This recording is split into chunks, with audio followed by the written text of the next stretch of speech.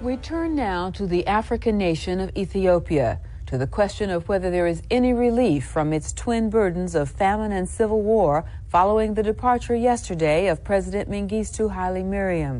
ስለኔ ከሀገር መውጣት የኢትዮጵያ ሕዝብ ብዙ አውርቷል። እኔ በደንብ ባድርጌ ተሰናብቼ ነው የወጣሁት። ደህና ዋሉ ነው ያልኳቸው። ምንም ስውርና ድብቅ ነገር የለውም። ብላቴን ሄዱ ምናምን ብሎ ነገር የለም። እውነት ነው፣ ብላቴን ሄዳለሁ ብያለሁ። ኬንያ ወይም ዚምባብዌ ሄዳለሁ ግን አልልም። እውነቱ ይህ ነው። ይህንን የተናገሩት ኮሎኔል መንግስቱ ኃይለማርያም ናቸው። ከ34 ዓመታት በኋላ እውነቱ ይህ ነው ብለው ተናግረዋል። ቤታቸው ድረስ ሄዶ ቃለ መጠይቅም አድርጎላቸው የስደተኛው መሪ ትረካዎች የሚል መጽሐፍ ላሳተመው ይታገሱ ጌትነት ከ34 ዓመታት በፊት በዛሬዋ ቀን አገር ጥለው የወጡበትን ታሪክ እውነቱ ይሄ ነው ብለው ተናግረውታል። ከ30 ዓመታት በላይ በእንቆቅልሽ መልክ ሲነገር የነበረውን ሲአይኤ ነው ያስወጣቸው፣ ኢህአዴግ ተደራድሮ ነው የለቀቃቸው፣ የአሜሪካ ሴራ እንጂ እሱስ ሀገር ትቶ አይሄድም እያሉ ሲከራከሩላቸው የኖሩትን ሁሉ ጸጥ የሚያደርገውን ነገር ተናግረዋል። ይህ ብቻ ሳይሆን እሳቸውም እስከ ዛሬ የተናገሩት ሁሉ ውሸት እንደነበር፣ ይልቁንም ስላወጣጣቸው ጓዶቻቸው የጻፉት ባልደረቦቻቸው የተናገሩት ሁሉ ትክክል እንደነበር የሚያረጋግጥም ነው። መንግስቱ ኃይለማርያም በመንግስት ስልጣናቸው ፕሬዚዳንት፣ በፓርቲያቸው ኃላፊነት ሊቀመንበር፣ በሶሻሊስታዊ መጠሪያቸው ጓድ ከ34 ዓመታት በፊት በዛሬው ዕለት የወጡበትን ሁኔታ ለመጀመሪያ ጊዜ አምነዋል። በዚህ ዝግጅት ወደ እናንተ የምናደርሰው ይህንን ከ3 አስርታት በኋላ መንግስቱ ያመኑትን ጉዳይ ብቻ አይደለም። በዚያች ዕለትና ዋዜማ በቤተ መንግስትና በቦሌ ኤርፖርት የነበረውን ሁነት ሁሉ ወደ እናንተ እናደርሰዋለን። ሰዎች ስለ ኮሎኔል መንግስቱ አወጣጥ ሲያወሩና ሲጽፉ ግንቦት 13 ፈረጠጡ፣ ከአገር ወጡ ወዘተ ቢሉም ቤተሰቦቻቸው መቼ ወጡ የሚለውን ሲያነሱት እምብዛም አይስተዋልም። የፕሬዝዳንት መንግስቱ ሚስት የአገሪቱ ቀዳማዊት እመቤት ውባንቺ ቢሻውና ልጆቻቸው ከአገር እንዴትና በምን ሁኔታ ወጡ? በዚያች የግንቦት የመጨረሻ ሳምንት የነበሩ ፓይለቶችን ለዚህ ዝግጅት ስንል አነጋግረናል። በዓይናቸው ያዩትንም ነግረውናል። ዛሬ ወደ እናንተ እናደርሰዋለን። በርካታ መጽሐፍትን አገላብጠን ለአዲሱ ትውልድና ታሪኩን በተረት ተረት ሲሰማ ለኖረው ማህበረሰብ ዕውቀት ይሆን ዘንድም ይህንን ጥንቅር አሰናድተናል። ከመንግስቱ ኃይለማርያም የላቀ አገሩን ደጋግሞ እንደሚወድ የተናገረ ሰው እንደሌለ ብዙዎች ያነሳሉ። ዛሬ ግን ወደ ኢትዮጵያ ሄጄ መኖር አልፈልግም እያሉ ናቸው። ለስደታቸውም ተጠያቂ የሚያደርጉት የኢትዮጵያን ሕዝብ ነው። የዘንድሮ ገዢዎች እንደ መንግስቱ ኃይለማርያም የአገር ፍቅር አቃጠለን እያሉ ሊሸነግሉ የሞከሩበትን ዘመን አልፈውታል። አሁን አገሪቱን የሚፈልጓት ለዝርፊያና ገድሎ ለመኖር ብቻ ይመስላል። ለኢትዮጵያ ግንባር እሰጣለሁ ሲሉ የነበሩት መንግስቱ ኃይለማርያም ግንባራቸውን አዙረው ዚምባብዌ ከገቡ 34 ግንቦት ደፍነዋል። የዘንድሮቹ ገዢዎችም ከዚህ የላቀ ዕጣ ፈንታ ካላቸው ታሪክ በሌላ ገጽ ላይ ተገለጠ ማለት ይሆናል። ለዘመናችን ጨቋኝ ገዢዎች መማሪያ ለታሪክም ማስታወሻ ይሆን ዘንድ የቀድሞ ፕሬዝዳንት አገር ጥለው የወጡበትን 34ኛ ዓመት ስንዘክር መንግስቱ ግንቦት 12ን እንዴት አመሹ፣ ማለዳውን እንዴት አረፈዱ፣ ከሀገር ከመውጣታቸው በፊት የነበሩት የመጨረሻ ሰዓቶቻቸው ምን ይመስሉ ነበር፣ የመጨረሻው ምሽትስ የሚለውን እናቀርባለን። ምስል ከሳች እንደሆነ አድርገን ያዘጋጀነውን መሰናዶ ለመከታተል አብራችሁን ስትቆዩ የሚባክኑ ደቂቃዎች አይኖሯችሁም። We just invited by the entire Ethiopian people. የወትሮ መጨነቅና መቆጣት ከተዋቸው ሳምንታት አልፈዋል። እንዲያም ሆኖ 17 ዓመታትን ሙሉ የተዋጓቸው ጠላቶቻቸው ከቢሮአቸው 130 ኪሎ ሜትር ርቀት ላይ ደርሰዋል። ይህ የመጨረሻ ምሽታቸው ነው። በ33 ዓመታቸው የተረከቡትን ስልጣን በ50ኛ ዓመታቸው ሊለቁት የመጨረሻው ማታ ላይ ደርሰዋል። ግንቦት 12 1983 ምሽት ፕሬዚዳንት መንግስቱ በመጨረሻው የፕሬዚዳንትነት ስልጣናቸው ለመጨረሻ ጊዜ ወደ ቢሮአቸው ገቡ። እጃቸው የገባላቸውን ወረቀት ሊያስጠይቅ ይችላል ብለው ያሰቡትን ሰነድ መቅደድ ስራቸው ሆነ። እንዲሁ እያደረጉ ሰዓታትን አለፉ። ከቆይታ በኋላ ወደ ብሔራዊ የዘመቻ ማዕከል ተጓዙ። በዚህ ማዕከል ውስጥ በየቀኑ ስብሰባ ማድረግ የተለመደ ሆኗል። እንደ እውነቱ ከሆነ የዘመቻ ማዕከል ሳይሆን የመርዶ ማዕከል ቢባል ይሻለዋል። በየማታው የሚመጣው ዜና መርዶ ነው። ሰላ ድንጋይ ተያዘ፣ ደብረ ብርሃን ተያዘ፣ ጉደር ተያዘ የሚለው አብቅቶ አምቦ ተያዘ የሚለው ላይ ተደርሷል። በዚያች በግንቦት 12 1983 ምሽት ኮሎኔሉ ወደ ማዕከሉ ሲሄዱ ከዚህ የተሻለ ዜና አልጠበቃቸውም። ከሁለት ቀን በፊት በፍስሐ ደስታ ተክተው ምክትላቸው ያደረጓቸው ተስፋዬ ገብረ ኪዳንና ሌሎች በማዕከሉ ውስጥ ለጓድ መንግስቱ የመርዶ ዜናዎችን እያቀረቡ ናቸው። መንግስቱ ግን ከዜናው ጋር ተለማምደዋል። ማዕከሉ ቀበሌዎችን እናስታጥቅ የሚል አጀንዳ ይዞ በሚመክርበት በዚያ ምሽት ላይ የመንግስቱ ኃይለማርያም ተሳትፎ ቀዝቃዛ ነበር። አካላቸው እንጂ ልባቸው ካገር ወጥቷል። ስብሰባው አበቃ። ጓድ ሊቀመንበርም ለኢታማዦር ሹምና ለልዩ ረዳታቸው መንግስቱ ገመቹ ትዕዛዝ አስተላለፉ። ነገ ብላቴ ወታደራዊ ማሰልጠኛ ጣቢያ ውስጥ ያሉትን ተማሪዎች መጎብኘት እፈልጋለሁ። ወታደራዊ ስልጠናቸው የደረሰበትን ደረጃ ይቼ ለማበረታታት ወደዚያው ማቅናት አለብኝ። ከዚያ ወደ ግንባር እናሰማራችኋለን። ስለዚህ አንድ አውሮፕላን ይዘጋጅልኝ፣ የነዳጅ መጠኑ አስመራ አድርሶ የሚመልስ ያህል ይሁን በማለት አዘዙ። ከጥቂት ሰዓታት በኋላ ኮሎኔል መንግስቱ በኢትዮጵያ ቴሌቪዥን ከአንድ የዚምባብዌ ባለስልጣን ጋር ሲመካከሩ ታዩ። እኒያ ከያኔው የኢትዮጵያ ፕሬዝዳንት ጋር በዚያች በመንግስቱ ኃይለማርያም የመጨረሻ የኢትዮጵያ ምሽት አብረዋቸው በቴሌቪዥን የታዩት ያኔው የዚምባብዌ የህግና ፓርላማ ጉዳዮች ሚኒስትር ያሁኑ የአገሪቱ ፕሬዝዳንት ኤመርሰን ምናንጋግዋ ናቸው። ቴሌቪዥኑ ጓድ ሊቀመንበር የሮበርት ሙጋቤን ልዩ መልእክተኛ አነጋገሩ ሲል ዘገበው። ወቅቱ ኢትዮጵያንም ሆነ ፕሬዝዳንቱን እንደ ቁም ነገር ቆጥሮ የሚያነጋግር ዲፕሎማት ያልነበረበት ነው። ሁኔታው ግራ ያጋባቸው ባለስልጣናት ይህንኑ እያሰላሰሉ አመሹ።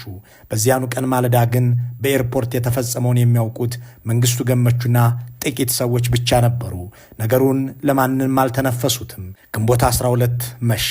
ሌሊትም ሆነ ነጋም ማለዳ። ግንቦት 13 ጠዋት የቪአይፒ በረራ አላችሁ የተባሉት የኢትዮጵያ አየር መንገድ አብራሪው ኮሎኔል መኮንን አደላና ምክትላቸው ያሬድ ተፈራ በቦሌ አውሮፕላን ማረፊያ ማልደው ተገኙ። ማንን ይዘው እንደሚበሩ ወደትም እንደሚሄዱ ግን አያውቁም። የሚያውቁት ነገር ቢኖር ዳሽ 5 በተባለችው ካናዳ ሰራሽ አውሮፕላን ከአገሪቱ ቁንጮ ሰዎች አንዱን ይዘው እንደሚበሩ ነው። ካፍታ ቆይታ በኋላ የአብራሪዎቹ አለቃ ስለ ጉዟቸው ማብራሪያ ሊሰጧቸው መጡ። የምትሄዱት ወደ ብላቴ ነው፣ የምትጓዙት ምክትል ፕሬዝዳንቱን ተስፋዬ ገብረ ኪዳንን ይዛችሁ ነው አሏቸው። የተሰጣቸው ነዳጅ ግን ለብላቴ ብቻ የሚሆን አይመስልም፣ እጅግ የበዛ ነው። ይህ ግራ ያጋባቸው ፓይለቱና ምክትሉ ለብላቴ ጉዞ ይህንን ያህል ነዳጅ ምን ይሰራልናል ብለው ጠየቁ። ካፒቴን ያሬድ ይህንን ያስታውሳሉ። ሰውየው ማን ናቸው ቪአይፒ ብለን ስንጠይቅ ጀነራል ተስፋዬ ገብረ ኪዳን ናቸው፣ የሚሄዱትም ብላቴን ነው ተባልን። እሺ። ከዛ ፕላኑ እየተሰራ ነዳጅ ግን በጣም ብዙ ነው የሰጡን። ለምንድን ነው ይሄ ሁላ ቤንዚን የሚያስፈልገው? ብላቴን ከሆነ የ40 ደቂቃ መንገድ ነው እና ብላቴን ደርሶ መልስ ከሆነ ብለን ጠየቅን። በጊዜው ዲስፓች ኦፊስ ኃላፊ የነበረው መጣና የምትሄዱት ብላቴን፣ ከብላቴን በኋላ ሚስጥራዊ ፍላይት ነው አስመራ ነው የምትሄዱት። ዳይሬክት አዲስ አበባን ኦቨርፍላይ አድርጋችሁ አስመራ ታርፉና ሲጨርሱ ጉዳያቸውን ወደ አዲስ አበባ ትመጣላችሁ። ስለዚህ ይሄ ነዳጅ ካልኩሌት ስታደርጉት በዛ መሰረት የተሰራው አለ። ከዚህ በኋላ እነ ያሬድ ከመመሪያ መስጫ ክፍል ወጥተው ወደ አውሮፕላኗ ሄዱ። እንዲያም ሆኖ በረራው የቪአይፒ ቢሆንም አውሮፕላኗ ያረፈችው በቪአይፒ መውጫው የኤርፖርት ክፍል ሳይሆን ሃንጋር እየተባለ በሚጠራው የጥገና ቦታ ላይ ነው። ግራ አጋቢ ሁኔታ ከዚህ ጀመረ። ከጠዋቱ 2 ሰዓት ከ10 ላይ አውሮፕላኗ ወደ ቆመችበት ቦታ 3 ላንድ ክሩዘር መኪኖች መጡ። ከአንደኛዋ መኪና ውስጥ ኮሎኔል መንግስቱ ወጡ። መንገደኛው ተስፋዬ ገብረ ኪዳን ናቸው ተብሎ ለፓይለቶቹ የተነገረው መረጃ ውሸት እንደሆነም ወዲያውኑ ታወቀ። ግንቦት 13 1983 ኮሎኔል መንግስቱ የመረጧቸውን ጠባቂዎቻቸውንና የቅርብ አጃቢያቸው የነበሩትን እሳቸው ጨፌ እያሉ የሚጠሯቸውን ደመቀ ባንጃውን ይዘው ቦሌ ዓለም አቀፍ አውሮፕላን ጣቢያ ደረሱ። ጓድ ሊቀመንበር እየተባሉ የአብዮታዊ ሰራዊት ጠቅላይ አዛዥ በሚል ረዥም ማዕረግም እየተጠሩ የኢትዮጵያ ፕሬዝዳንት የሚለውንም ስልጣን ለ14 ዓመታት የተጠሩበት መንግስቱ ኃይለማርያም ወልዴ አውሮፕላን ጣቢያ ሲደርሱ ላይመለሱ እየተጓዙ ዘወር ብለው ለያዩ አገር ጥለው እየለቀቁ መሆኑን ማንም ሊገምት አይችልም። ግን እንደ ራሳቸው ለሚያምኑትና ለሚወዱት ረዳታቸው ሻምበል መንግስቱ ገመቹ እዚያው አውሮፕላን ጣቢያ ጉዳዩን ሹክ ብለውታል። ለደም መፋሰሱ ምክንያት እኔ ነኝ ስለሚባል ይህ ስሜት በሰራዊቱም ውስጥ ገብቶ ለማን ነው የምንዋጋው በሚል ውድቀት በማስከተሉ የበለጠ ደም መፋሰስ እንዳይከተል ከሀገር እየወጣሁ ነው እና አንተም አብረኸኝ ብትሄድ ይሻላል አሉት። ረዳታቸው መንግስቱ ገመቹ በሐሳባቸው አልተስማማም። ከሀገሬስ አልወጣም ብሎ እሳቸውን ሸኝቶ ወደ ቢሮው ተመለሰ። እሳቸውም ወደ አውሮፕላናቸው ተራመዱ። መንግስቱ ገመቹ ግን ይህ ግራ ያጋባው አይመስልም። በዋዜማው ግንቦት 12 ጠዋት ላይ 12 ሻንጣዎችን የያዙትን የአገሪቱን ቀዳማዊት እመቤት ወይዘሮ ባንቺ ቢሻውን በዚሁ ኤርፖርት ሸኝቷል። የመጨረሻው ዘመን ላይ እንደደረሱም አልጠፋውም። በወቅቱ በአየር መንገድ ውስጥ ወጣት አብራሪ የነበሩት ካፒቴን ተስፋ አሸናፊ ስለ ጉዳዩ ከኢትዮ ፎረም ተጠይቀው እንዲህ አሉ። ወይዘሮ ውባንቺ የተሸኙለት በአይኔ ያየሁትን ልንገርህ። እኔ በዕለቱ ሌላ በረራ ነበረኝ። ካፒቴኑ ብሸት ተክሉ ደግሞ 727 የተሰኘችውን አውሮፕላን ይዘው ወደ ዚምባብዌ የሚበሩበት ቀን ነበር። በዕለቱ የነበሩት የኤርፖርቱ ሱፐርቫይዘር አቶ መንግስቱ መኮንን በረራዎችን ሲቆጣጠሩ ነበር። ከቤተ መንግስት የመጣ ነው ተብሎ 17 ሻንጣ ወደ ካፒቴኑ ብሸት 727 አውሮፕላን እየተጫነም ነበር። በኋላ ራሳቸው ውባንቺ ወደ አውሮፕላኑ ተሳፈሩና ካፒቴኑ ብሸት ተክሉም ቀዳማዊ እመቤቷን ጭኖ ወደ ሐራሬ በረሩ በማለት የዓይን እማኝነታቸውን ይገልጹና የቀዳማዊት እመቤቷን አወጣጥ ያስታውሳሉ። በዋዜማው ሚስታቸውን ሸኝተው የመጨረሻውን ማታ ብቻቸውን በቤተ መንግስት ያደሩት መንግስቱ ወታደራዊ ልብሳቸውን እንደለበሱ 17 ዓመት የከሰከሱበትን ወታደራዊ ከስክሳቸውን እንዳጠለቁ በ17 አብዮታዊ ዓመታት አገር የቀጠቀጡበትን በትረ መኮንናቸውን እንደጨበጡ እስከ አፍንጫቸው በታጠቁ 7 አጃቢዎቻቸው ተከበው ወደ ካፒቴን መኮንን ወደሚያበሯት አውሮፕላን ገቡ። በሩም ተዘጋ። 2 የበረራ ቴክኒሽያኖች፣ 2 አስተናጋጆች፣ 1 አብራሪና 1 ምክትል አብራሪ፣ ደመቀ ባንጃው የሚያዟቸው 6 አጃቢዎችና 1 ፕሬዝዳንት፣ በጠቅላላ 14 ሰዎችን ያሳፈረችውና የበረራ ቁጥሯ 8107 አውሮፕላን 2 ሰዓት ተኩል ከቦሌ አውሮፕላን ጣቢያ ተነሳች። አቅጣጫዋን ወደ ደቡባዊ የኢትዮጵያ ክፍል ያደረገችው አውሮፕላን ከፍታዋን አስተካክላ መብረር ጀመረች። አውሮፕላኗ ብላቴ ለማረፍ እየተቃረበች ባለበት ወቅት ግን የመንግስቱ አጃቢዎች አለቃ ኮሎኔል ደመቀ ባንጃው ዋና አብራሪውን ወደ ፕሬዝዳንቱ ጋር እንዲሄዱ ጠሯቸው። መኮንን ለምክትላቸው ያሬድ አውሮፕላኑን ሰጥተው ወደ ተጠሩበት ቦታ ሲደርሱ የኮሎኔል መንግስቱ ቀጭን ትዕዛዝ ተቀበላቸው። አቅጣጫህን አስተካክለህ ወደ ናይሮቢ ብረር፣ በኬንያ የማልቀርበት ስብሰባ አለኝ አሉት። ፓይለቱ ኮሎኔል መኮንን አንገራገሩ። የበረራ ካርታማ ሊያስቁም አሉ።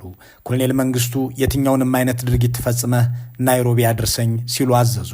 ይህንን ሁነት የሚያስታውሱት ራሳቸው ኮሎኔል ደመቀ ባንጃው እኔም ደነገጥሁ ይላሉ።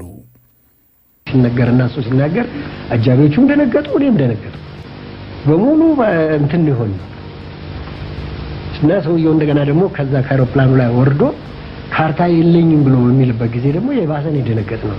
ምክንያቱም እኔ የዛኛው ባለሙያ ባለመሆኔ ካርታ የሌለው ሰው ግድግዳ ላይ ሊጋጭ ይችላል ጋራ ላይ እና የሚልም ፍራቻ ነበረ። እሳቸው ከፍተኛ ስብሰባ አለኝ የምቀርበት አይደለምና በምንም አይነት ሂድ ብለው ሲያዙት ይሄ እንዲሁ ቁጭ እንዳለ ነው የቀረነው ላይ የቀድሞው የኢትዮጵያ አየር ኃይል ኮሎኔል የዚያ ዕለት የኢትዮጵያ አየር መንገድ አብራሪ ካፒቴን መኮንን ካርታ የለኝም ለዚህም አልተዘጋጀውም ሲሉ ሞግተው ነበር። የመንግስቱ ኃይለማርያም ጆሮ ግን ምንም አይነት ምክንያት ለመስማት የተዘጋጀ አልነበረም። የኢትዮጵያን ካርታ እንደ እጅህ መዳፍ የምታውቅ ሰው አይደለህ እንዴ? በልሂድ፣ ይልቅ ከኢትዮጵያ አየር ክልል እስከምንወጣ ድረስ አንድም የሬዲዮ ንግግር እንዳታደርግ ሲሉ አዘዙ። የፕሬዝዳንት ትዕዛዝና ሙያዊ እውቀት የተጋጨባቸው ካፒቴን መኮንን ወደ ኮክፒታቸው ተመለሱ። ምክትል አብራሪው ያሬድ በዋና አብራሪውና በመንግስቱ ኃይለማርያም መካከል የነበረውን ንግግር እንዲህ ያስታውሳሉ።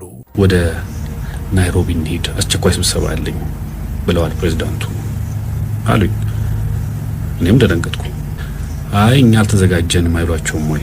አዎ አልተዘጋጀንም። የፍላይት ፕላን የሚባል አለ። ፍላይት ፕላናችንም ለዛ አይደለም የተሞላው።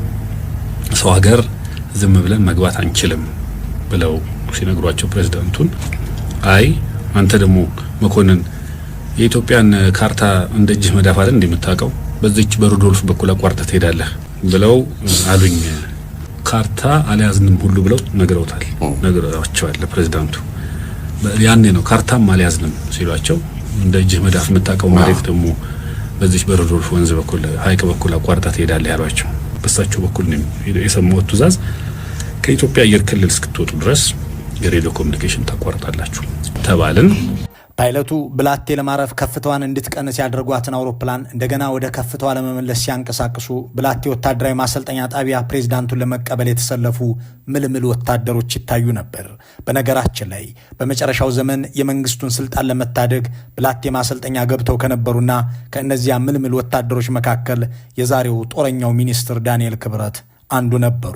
በዚያን ዕለት በሰልፍ ይጠብቋቸው የነበሩትን እነ ዳንኤል ክብረትን ኮሎኔል መንግስቱ የራሳቸውን አውሮፕላን ጠለፉና አቅጣጫቸውን ወደ ደቡብ ምስራቅ አድርገው ትተዋቸው ሄዱ። አየር ላይ በደቡባዊ የኢትዮጵያ ሰማይ ስር እንዲህ ያለ ሁነት በቀጠለበት ሁኔታ የአገሪቱ ቀሪ ባለስልጣናት ደግሞ ቤተ መንግስት ግቢ ውስጥ ለስብሰባ ቁጭ ብለዋል። የኮሎኔል መንግስቱ ኃይለማርያም ምክትል የሆኑት ተስፋዬ ገብረ ኪዳን፣ የደህንነት ሚኒስትሩ ተስፋዬ ወልደ ስላሴ፣ ኤታማዦር ሹሙ አዲስ ተድላና ሌሎች ከፍተኛ ባለስልጣናት በድንጋጤ በብስጭትና በእልህ ተውጠው ከመንግስቱ ገመቹ የመጣላቸውን መልእክት ማድመጥ ቀጠሉ። መንግስቱ ገመቹም ለሹማምንቱ ሪፖርት ማቅረብ ጀመሩ። ትናንት ባለቤታቸውን ወደ ዚምባብዌ ሸኘው፣ ዛሬ ጠዋት ደግሞ እሳቸውም እየሄዱ መሆኑን ነግረውኝ ሄዱ። ልጆቻቸው ከእስራኤል መጥተው ዚምባብዌ እንዲማሩ ያደረግነውም ገና ከጥር በፊት ነው። አጎታቸው አቶ አስራት ወልዴም ከሞስኮ ተነስቶ ወደ ሐረሬ የመጣው ለዚሁ ነበር በማለት ሚስጥረኛቸው ጓደኛቸውና 17 የጭንቅ ዓመታትን አብሯቸው ያሳለፈው መንግስቱ ገመቹ አብራራ። የደህንነት ሚኒስትሩም ቀጠሉ። በዝርዝር ተወያይተን ይሄ ይበጃል ብለን ተስማምተን የተደረገ ነው በማለት አከሉበት። በጀኔራል ተስፋዬ ገብረ ኪዳን የሚመራው ስብሰባ የፕሬዝዳንት መንግስቱን ከአገር መውጣት በተመለከተ የውጭ ሚዲያ ሳይቀድም በአገር ውስጥ መገናኛ ብዙሃን እንዲነገር መግለጫ ይዘጋጅ ሲል ወሰነ። መግለጫውን በዋናነት የርዕዮተ ዓለም ኃላፊው ሽመልስ ማዘንጊያ እንዲጽፉት ብርሃኑ ባይህ፣ ኃይሉ ይመኑና የማስታወቂያ ሚኒስትሩ አብዱልአዚዝ የሱፍ እንዲያግዟቸው ተደረገ። መግለጫው ልክ 7 ሰዓት ሲሆን በዛሬው የኢትዮጵያ ሬዲዮ በያኔው አብዮታዊት ኢትዮጵያ ድምፅ ብሔራዊ አገልግሎት ተነበበ። እንዲህ ተብሎ ሮ መፈናቀል ያስከተለ ሁኔታ እንዲለወጥ በልዩ ልዩ መልክ ጥረት ሲደረግ ቆይቷል።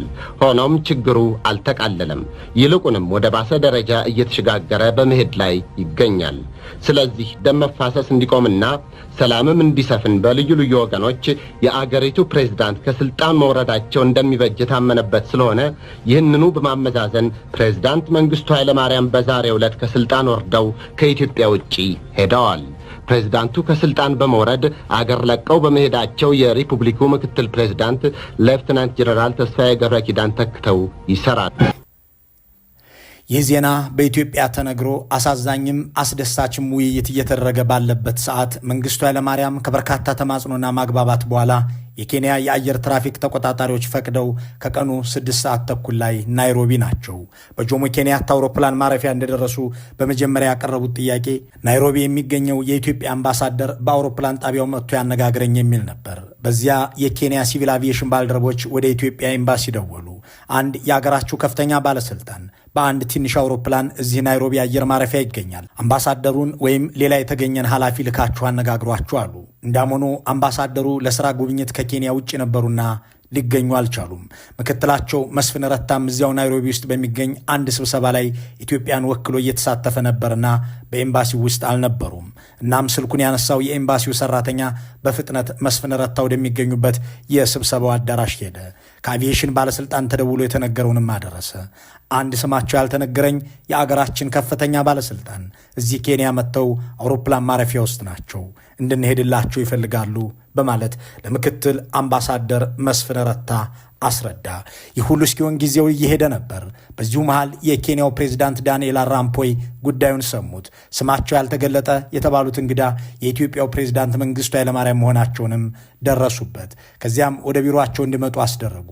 የፕሬዝዳንት አራምፖይ ፕሮቶኮል ወደ ኢትዮጵያ ኤምባሲ ደውሎ ለመስፍን ረታ ፕሬዝዳንታችሁ እኮ እዚህኛ ጋር ስቴት ሃውስ ናቸው፣ እንዴት አልሰማችሁም? አሁንም በአፋጣኝ ቶሎ ድረሱ በማለት ተናገረ።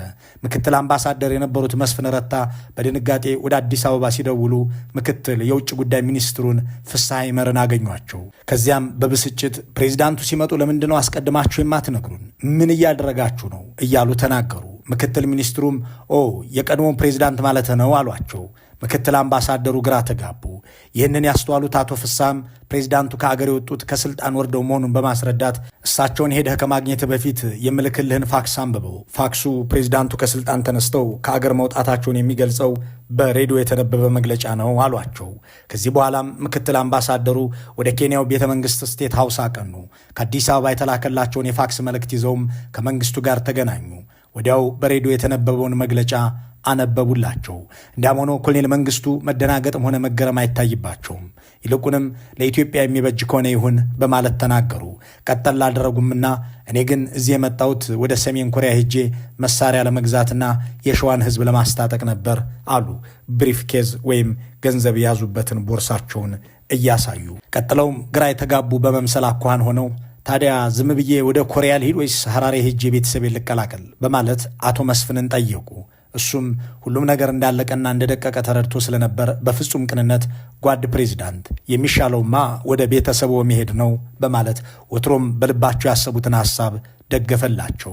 መንግስቱን በፍጥነት እንግዲያውስ ዚምባብዌ ለሚገኘው አምባሳደር ለአጎቴ አስራት ወልዴ ደውለህ ወደሱ እየመጣው እንደሆነ ግለጽልኝ አሉት።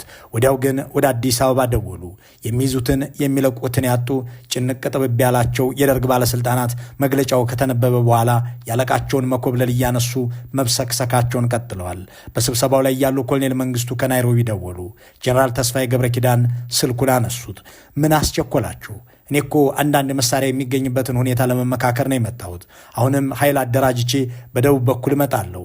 ደርግ ጽሕፈት ቤት ሂሳብ ክፍል ውስጥ 15 ሚሊዮን ብር አለ፣ ለመሳሪያም ሆነ ለሌላ ነገር ተጠቀሙበት በማለት ነገሯቸው። ጀነራል ተስፋዬ ለባልደረቦቻቸው ይህንኑ ሲናገሩ ብስጭትና እልህ በአዳራሽ ውስጥ በረከተ። የኢትዮጵያ ሬዲዮም ከአገር መውጣታቸውን ደጋግሞ ገለጸ። እኒያ ሳር ቅጠሉ የሚንቀጠቀጥላቸው ትንሽ ትልቁ የሚረድላቸው ቆራጥነታቸውና አብዮተኛነታቸው በተነገረበት ሬዲዮ ፈርጣጭ ተደርገው ቀረቡበት። ትናንት ማታ አብዮታዊው ቆራጥ መሪ ኮሎኔል መንግስቱ የዚምባብዌ ፕሬዝዳንት ሮበርት ሙጋቤ የላኳቸውን መልእክተኛ ተቀብለው አነጋገሩ ያለው የኢትዮጵያ ሬዲዮ በማግስቱ መንግስቱ ኃይለማርያም ፈረጠጣ አለ። እኒያ አንድ ጥይትና አንድ ሰው እስኪቀሬ ድረስ ግንባሬን ሰጥቼ ዋጋለሁ ያሉት ፕሬዝዳንት ሸሽተው ናይሮቢ መድረሳቸውንም ዓለም አቀፍ መገናኛ ብዙሃን አስተጋቡት። Ethiopia's President Mengistu resigned today under pressure from the advancing anti-government rebels. State radio said the Marxist leader had fled the country after more than 14 years in power. መንግስቱ ኃይለማርያም ወልዴ ከአገር ወጥተው መሄዳቸውን የሚገልጸውንና ለኢትዮጵያ ሕዝብ የተነበበውን መግለጫ ከመስፍን ረታ ከሰሙ በኋላ ወደ ሐራሬ ለመጓዝ የሚያስችላቸውን አውሮፕላን ከአራምፖ ጠየቁ። የኬንያው ፕሬዝዳንት ፈቃዳቸው ሆኖ በእሳቸው ጠባቂዎችና የፕሮቶኮል አጃቢዎች መንግስቱን ወደ አውሮፕላን ማረፊያ ሸኟቸው። በዚህ ወቅት ኮሎኔል መንግስቱ የምንጊዜም ጓደኛቸውንና አጃቢያቸውን ከሐረር 3ኛ ክፍለ ጦር ጀምሮ አብረዋቸው የኖሩትንና በድልና ሽንፈት ዘመን ያልተለዩቸውን ደመቀ ባንጃውን ወደ ሐራሬ አብረዋቸው እንዲሄዱ ጋበዟቸው። ሆኖም ኮሎኔል ደመቀ ፈቃደኛ አልሆኑም። ወደ አገሬ እመለሳለሁ ብለው ወደ መጡበት አዲስ አበባ በመጡበት አውሮፕላን ተመለሱ። አገሪቱን ሁሉንም ነገር ወደ ጦር ግንባር እያሉ ለ17 ዓመት ጦርነት የዳረጓት የኢትዮጵያን ገበሬ የመሬት ባለቤት ያደረገ አብዮት የመሩት ቀይ ሽብርን አውጀው ሺዎችን ያረገፉት የአገራቸውን መወረር ለመግታት ግንባር ድረስ የዘመቱት የአገራቸውን ምሁር ግንባሩን እያሉ የጨረሱት መሐይምነትን ለመፋለም የሰሩት ኮሎኔል መንግስቱ ኃይለማርያም አገራቸውን ጥለው ጓዶቻቸውን ትተው ሰራዊታቸውን በትነው ወደ ሐራሬ ጉዞ ጀመሩ። መንግስቱ ተደብቀው የራሳቸውን አውሮፕላን ጠልፈው የራሳቸውን መንግስት አታለው ወደ ዚምባብዌ የሄዱበትን እንቆቅልሽ በተመለከተ ዛሬም ጥያቄ ያላቸው ሰዎች አሉ። እሳቸው ብለውት ባያውቁም ዛሬም ድረስ ሲአይኤ ነው ከሀገር ያስወጣቸው እያሉ ውሸትና ተረት የፈጠሩላቸው አይናቸውንም የጨፈኑ ደጋፊዎች አሏቸው። ኮሎኔል መንግስቱ ግን አሜሪካንም ሆነ ሌሎች ምዕራባውያንን ለስደተኛነታቸው በተባባሪነት ስማቸውን አንስተው ታያውቁም። ከዚያ ይልቅ እኔ መሳሪያ ልገዛ ስወጣ ስልጣኔን ነጠቁኝ እንጂ አልኮበለልኩም እያሉ የራሳቸውን ጓዶች ወንጅለዋል። በመሰረቱ ለጉዞ ምክንያት የተደረገና ልባት የተደረገውና እውነትም የነበረው የብላቴን ጉዞ ነው። ብላቴን ልንሄድ ነው። ኬንያ የሄድኩበት ምክንያት ሌላ የውጭ መገናኛ በር በማግኘት እና በምስራቅ፣ በምዕራብ፣ በደቡብ ተዘራጅቶ ለካውንተር አታክ ለመልሶ ማጥቃት ዝግጅት በእኔ ምስጢራዊ ተልእኮ አስረድቼ እና ሁኔታውን አመቻችቼ እንድመጣ ነው ተልእኮዬ። እነሱ ግን እንግዲህ እንደሚመስለኝ ለእኔ መውጫ ነው ያደረጉት ማለት ነው። ምክንያቱም ገና ኬንያ ሲሄድ እኔ በ2 ሰዓት ከ20 በረራ ሲጀምር በ3 ሰዓት እነሱ ስብሰባ እንደጀመሩ እዛ እንደደረስኩኝ በ7 ሰዓት የእኔ ከስልጣን መውረድ ዜና እንደተነገረ ባህሪው ይሄ ነው እና በዚህ ሁኔታ ነው እንጂ እኔ አልኮበለልኩም። እንዲህ እያሉ ሲዋሹ የኖሩት መንግስቱ እውነት የነበረው የብላቴ ጉዞ ነው፣ ኬንያ ሄድኩትም መሳሪያ ገዝቼ መልሶ ለማጥቃት ነው ሲሉ የነበሩት ኮሎኔል ከ3 አስርታት በኋላ እውነተኛውን ነገር ፍርጥ አድርገው ተናግረዋል። አገርን ጥሎ ስለመሄድ የወሰኑት 1 ወር አስቀድመው ሚያዝያ 14 እንደነበርም በዚምባብዌው መኖሪያ ቤታቸው ቃለ ምልልስ ስለሰጡት ደራሲ ይታገሱ ነግረውታል። ሚያዝያ 14 ደግሞ ብሔራዊ የሸንጎ ስብሰባ የተካሄደበት ሲሆን እነ ዶክተር ኃይሉ አርያ ኮሎኔል መንግስቱን ኪኒን ይዋጡ እያሉ በድፍረት የተናገሩበት አንድ የላሊበላ ሊቀ ጳጳስ እንደ ቋንጣ ደርቀው ይቀራሉ እንጂ መንጌ አገር ጥለው አይሄዱም እያሉ ጥርጣሬያቸውን የገለጹበት መድረክ ነበር። ኮሎኔል መንግስቱ 17 ዓመት ሙሉ ሳልደፈር በዚያች ቀን ተደፈርኩ በማለት ትዝታቸውን ባስነበቡበት መጽሐፍ ላይ አስመዝግበዋል። እናም በዚህ መድረክ ላይ ሰራዊት እንዲጠናከር ሐሳብ ባቀርብ የሚሰማኝ አጣሁ የሚሉት መንግስቱ በዚያ መድረክ ላይ የስንብት ቃል ተናግሬያለሁ ይሉና ቃል በቃል እንዲህ ይላሉ። ስለ እኔ ከሀገር መውጣት የኢትዮጵያ ሕዝብ ብዙ አውርቷል። እኔ በደንብ አድርጌ ተሰናብቼ ነው የወጣሁት። ደህና ዋሉ ነው ያልኳቸው። ምንም ስውርና ድብቅ ነገር የለውም። ብላቴን ሄዱ ምናምን ብሎ ነገር የለም። እውነት ነው፣ ብላቴን ሄዳለሁ ብያለሁ። ኬንያ ወይም ዚምባብዌ እሄዳለሁ አልልም። እውነቱ ይሄ ነው። እዚያ ብቀመጥ ኖሮ ውጤቱ በወያኔ እስር ቤት መበስበስ ነው። በወቅቱ ከነበረው አንጻር ወያኔን የሚያቆም ነገር የለም። በደንብ አድርጌ ተሰናብቼ ነው የደመደምኩት። ብዙዎቹ ሳልነግራቸው ተደብቄ ሸሽቼ እንዳልወጣሁ ያውቃሉ። በጣም የቅርብ የሆኑ ጓዶቼን አባቴን ጨምሮ ምን እናደርግ ምን ይሻላል ብዬ መከርኩ። ሁሉም ጣልና ሂድ፣ ሊገሉህ እኮ ነው የሚፈልጉት አሉኝ። በመጨረሻ ሁሉም ነገር አስጠላኝ። አሁን ኢትዮጵያ ውስጥ ሄጄ የመኖር ዕድል አለኝ ብዬ አላስብም፣ ፍላጎቱም የለኝም በማለት የተናገሩትን የስደተኛው መሪ ትረካዎች የተሰኘው መጽሐፍ ያስነብባል። እናም መንግስቱ አገር የለቀቁት በጦርነት ተሸንፈው ከቤተሰቦቻቸውና ጓዶቻቸው ጋር መክረው እንጂ በድንገት በአሜሪካ ግፊት ወይም ድሮ ይናገሩት እንደነበረው መሳሪያ ለመሸመት አለመሆኑን ራሳቸው በማረጋገጥ በዚህ ረገድ ያለውን ውዝግብ ቋጭተውታል። ለዓመታት የዋሹትንና ሌሎች ባለስልጣናት አይደለም እያሉ ሲሞግቱለት የነበረውን እውነትም አወጣጣቸውን በማስመልከት በማያሻማ አገላለጽ አስቤበት ተሰናብቼ ወጣሁ ብለዋል። ሶስተኛው የኢትዮጵያ ፕሬዝዳንት ስልጣናቸውን በተቃዋሚዎቻቸው ተነጥቀው የኮበለሉና በወጡበት የቀሩ የመጀመሪያው የኢትዮጵያ መሪ አሁንም በስደት ከሚኖሩ የአፍሪካ መሪዎች አንዱ የሆኑት ኮሎኔል መንግስቱ ኃይለማርያም በ33 ዓመታቸው ስልጣን ይዘው የነበሩት ሻለቃ ከአገር ከወጡ 34ኛ ዓመታቸውን ዛሬ ደፍነዋል። ልክ በዛሬው ዕለት ከ34 ዓመታት በፊት ከአገር የለቀቁትን ኢትዮጵያን ለ17 መስከረሞች ያስተዳደሩትን በግንቦት ተወልደው በግንቦት ስልጣንም አገር የሚያጡትን የመንግስቱ ኃይለማርያምን አወጣጥ በማስመልከት ያዘጋጀነውን ጥንቅር ለመስራት አዲስ ተድላ፣ ብርሃኑ ባይህ፣ ፍስሐ ደስታ፣ ፋሲካ ሲደልል፣ ገነት አየለ፣ ፍቅረ ስላሴ ወግደረስ፣ ዘነበ ፈለቀ፣ ይታገሱ ጌትነትና ፖል ሄንዝ የጻፏቸውን መጽሐፍት ተጠቅመናል። መልካሙን ሁሉ በመመኘት በዚሁ እንሰናበታለን።